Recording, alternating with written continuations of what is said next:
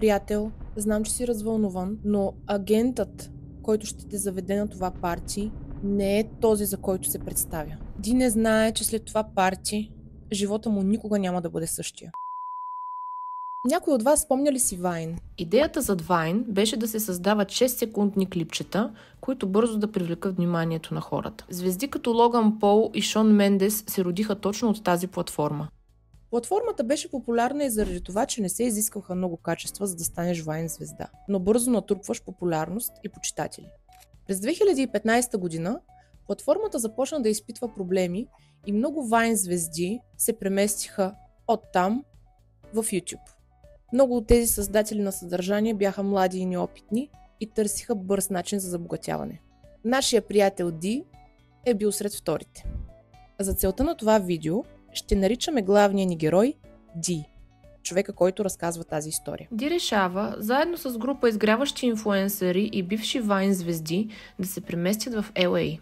Ди и приятеля му Дейв, който също печели пари от социалните мрежи, натоварват куфарите и се местят от Чикаго в LA, тък му завършили училище. Двамата са млади и амбицирани, за щастие на Ди и Дейв, бързо успяват да си намерят квартира и то близо един до друг. В началото работят почасово, а през свободното си време правят видеа за YouTube.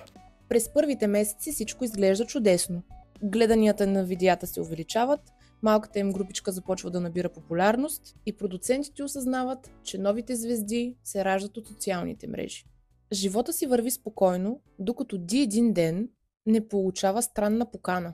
Явно успехът им е бил забелязан. Ди и Дейв получават индивидуални покани и са доставени до квартирите им.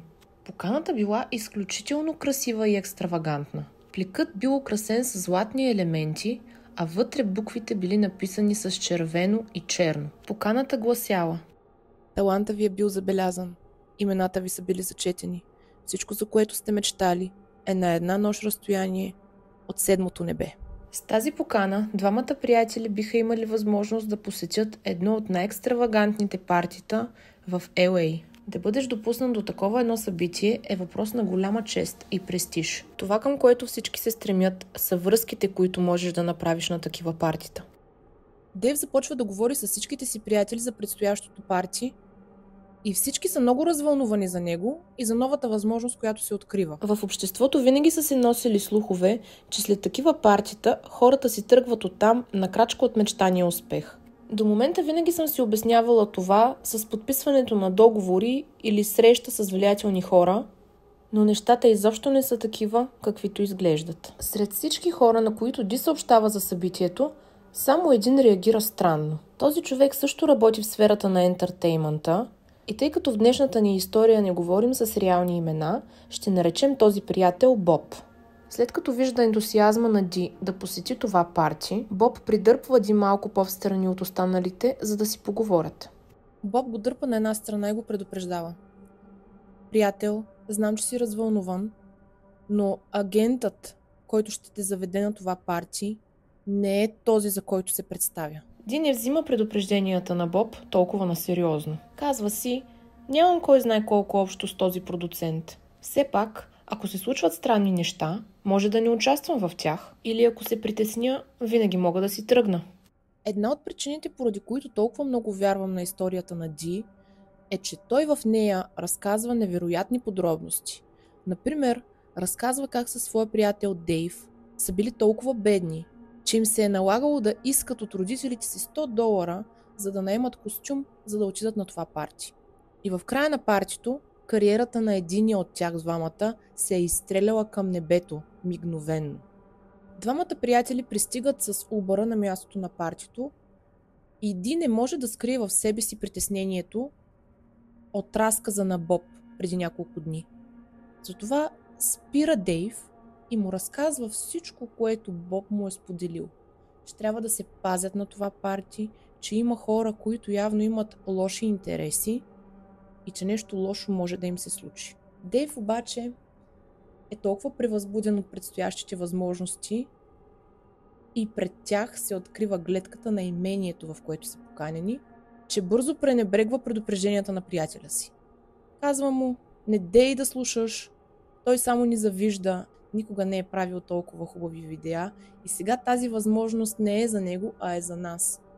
Трябва да се възползваме от нея. Ще бъдем глупави, ако не се възползваме от нея. Според поканата, партито ще се състои в Лорел Кениън, една изключително красива местност през деня, но доста зловещо място вечер. Ди и Дейв вече стоят пред вратата на величественото имение. Отправяйки се към входа, двамата приятели виждат дълга опашка от гостите, които очакват да влезнат в къщата. Те се нареждат зад останалите и когато идва техния ред, взимат телефоните им, дават им листче с псевдонимите им за вечерта и по една маска, покриваща лицето им. Дейв получава маска на птица, а Ди получава маска на мечка. Правилото е, че маските не се свалят до края на вечерта. Ди не знае, че след това парти живота му никога няма да бъде същия. В фоайето на пишната къща домакинът приветства гостите и им казва как ще се развие вечерта. Партито наистина обещава да бъде пишно и екстравагантно. Идеята за вечерта е тематична, като гостите ще се насладят на изживяванията в няколко различни стаи. Всеки път, когато от огромния часовник в къщата се чуе сигнал, всички гости трябва да се преместят в следващата зала. В момента, в който домакина приключва с речта си, в залата започват да влизат помощници с дълги пръчки за игра на лимбо. Неочаквано за Ди, хората започват да играят играта с нескрито вълнение. Това да видиш известни хора в своята област да играят като малки деца и да се радват така е меко казано странно. Но ако говорим за странности, това изобщо не може да се приеме за странно, ако го сравним с следващото. При всяко ръкостискане, Ди забелязва, че човека срещу него, хващайки ръката му, притиска палеца си в меката част между палеца и показалеца. Това първоначално не му се струва странно, но на второто, третото такова ръкостискане започва да му прави впечатление. При поредния такъв гост чува думите и явно си тук за първи път. И в този момент часовника извънява. Всички се местят към следващата стая. Тя е изцяло синя. Тежки килими покриват земята. Широки дивани с меки възглавници и кушетки с балдахин подкамват гостите да се настанят удобно. Млади момичета и момчета с по-оскъдно облекло влизат в стаята. Атмосферата се променя. Музиката се променя. Целият тон на вечерта става по-различен. За Ди това е поредния повод за притеснение. Той се старае да не се задържа на едно място повече от 2 минути, за да не се почувства прекалено удобно, защото цялата тази рязка промяна в тона на вечерта му се струва като капан.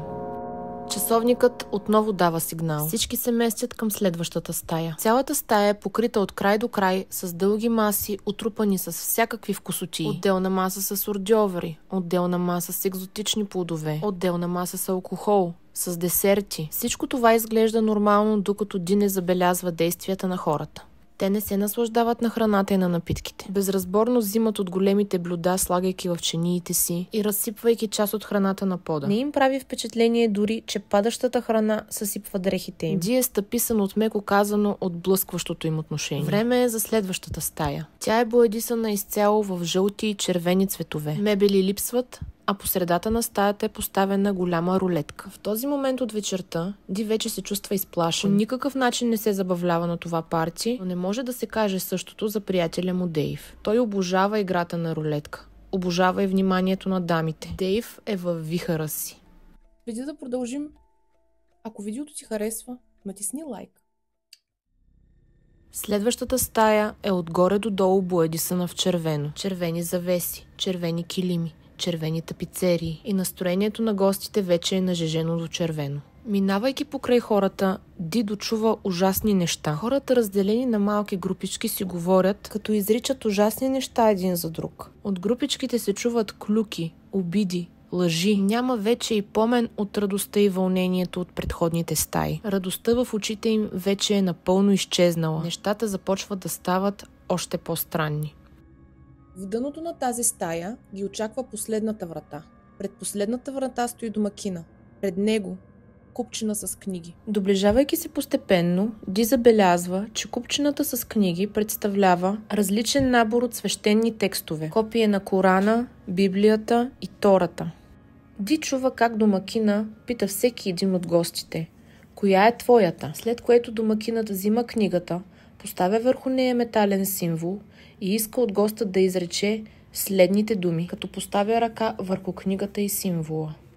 Нямам други богове, освен себе си. Колкото и да си втълпява, че това е само игра, Ди не може да се принуди да изрече тези думи. Когато идва неговия ред, Ди казва на домакина: не мога да го направя. Домакинът отговаря: няма проблем. Продуцентът ти ще те изпрати към изхода. Продуцентът ескортира Ди през цялата тълпа до входа. Сбогуват се и той се връща обратно в имението. Часът е почти полунощ. Ди е оставен съвсем сам пред полусветеното имение на десетки километри от дома си. Обръщайки се назад, един от прозорците на къщата сякаш го придърпва към себе си. Наоколо няма никого и Ди решава да се приближи към светлината от замъгления прозорец. Това ще се окаже едно много грешно решение. В този момент Ди осъзнава, че очите му виждат неща, които не са предвидени за него.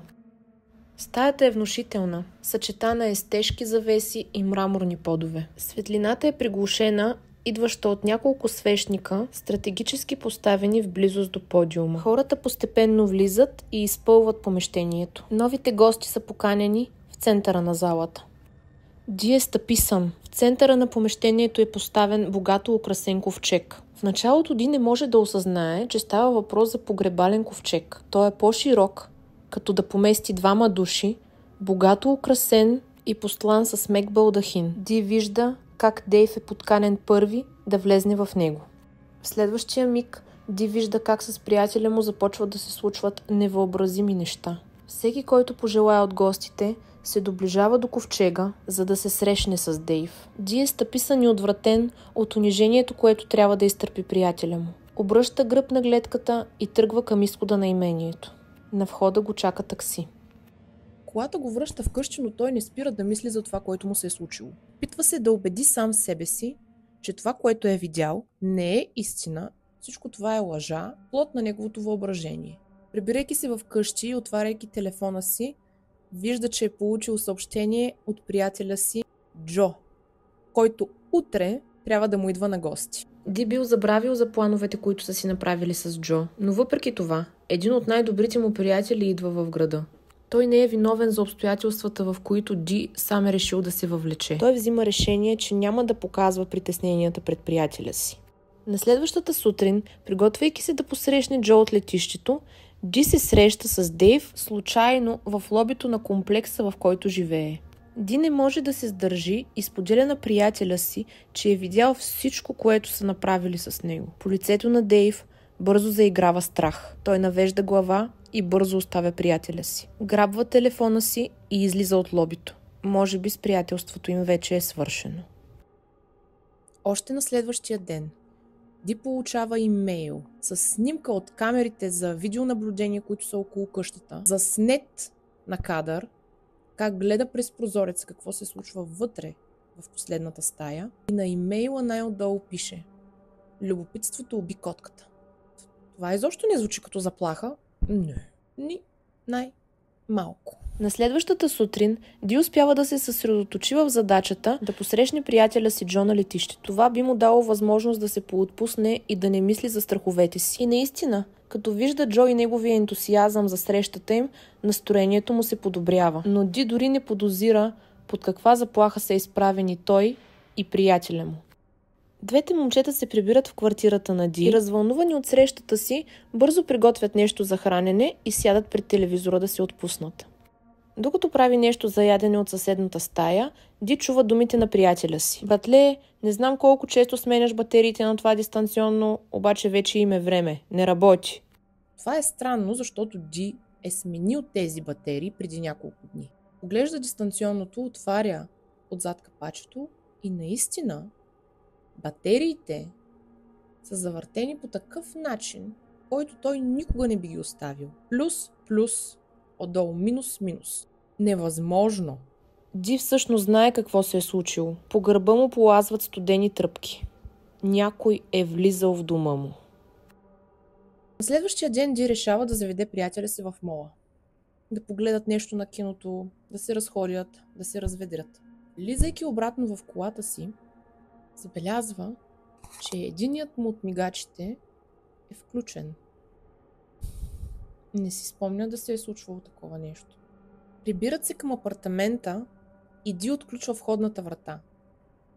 В момента, в който отключва входната врата и студени вълни започват да обливат цялото му тяло. Винаги, откакто са били в този апартамент, за първи път, ключалката винаги е заяждала.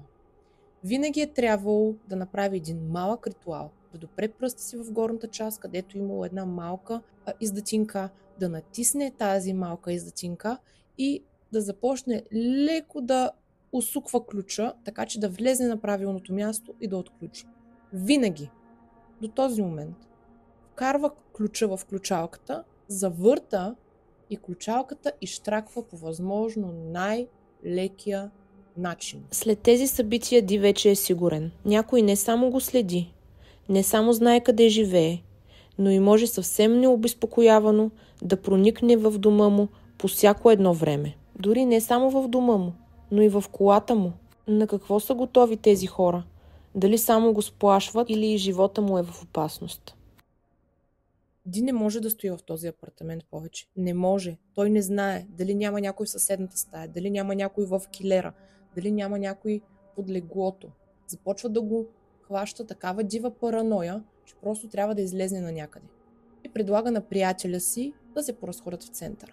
С Джо се качват в колата и тръгват към централната част на LA, просто да се разходят, душата на Ди малко да се отпусне от всичкия този стрес. Наистина, печелят 2 часа, в които хапват, пият нещо навън, говорят си. Съзнанието на Ди малко се поизбистря, но след това трябва да се приберат. С всяка крачка към колата, Ди започва да се задушава от страх. Чуди се какво ще е следващото нещо. На пръв поглед няма нищо. Мигачът не свети, ключалката си е както трябва, нищо не е размествано и тръгват. Включва на скорост и осъзнава, че някой отново е пипал колата му. Откакто тази кола е била негово притежание, тя никога не е имала плавно работеща скоростна кутия. Винаги е трябвало да пробва няколко пъти да включи на първа скорост, да натисне съединителя няколко пъти и няколко пъти да се опита да вкарва първата скорост. Това е така, защото той си знае, че скоростната кутия му е за изхвърляне. Не и в този ден. В момента, в който натиска съединителя и включва на скорост, първата скорост влиза по възможно най-лесния начин. Джо поглежда към приятеля си и му казва: човече, трябва да ми кажеш какво се случва. Мислиш, че не забелязвам ли? Явно нещо се случва с теб. Трябва да ми кажеш какво става. И Ди му разказва всичко. Споделя на приятеля си от детинство всичко, което му се е случило през последните няколко дни. Разказва му и за притесненията, които има, че вероятно някой се опитва да го нарани. Трябва да се махнеш от тук. Не можеш да прекараш нито ден повече в този град. Трябва да се махнеш от тук. Натоварват всичко, което могат в рамките на 1 час в автомобила му и тръгват от LA. Никога повече не се връщат там.